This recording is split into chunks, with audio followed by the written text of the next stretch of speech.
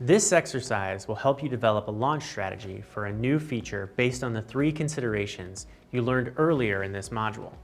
If you're in a product management role today, it might be helpful to choose a feature you know is on the horizon. If you're not currently a product manager, you can still go through this exercise and even put together a strategy for a feature that already exists in your favorite software product. To get started, choose your preferred method for documenting this exercise. You might go with a Google or Word doc, note-taking app, or pen and paper. We'll begin with the size of the release. Consider how large or small this release is. Is it a brand new feature or an improvement to an existing one? It might also be helpful to document the value props for this new functionality. Next, consider the feature's relevance. Who is this new feature most relevant to?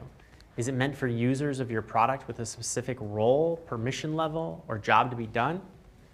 Document characteristics of the users who will find this functionality most valuable. Finally, think about your desired action. What do you want users to do once they know about this feature? Are there setup steps they'll need to take before they can start utilizing the feature? Will you be looking for feedback from these users to help you iterate?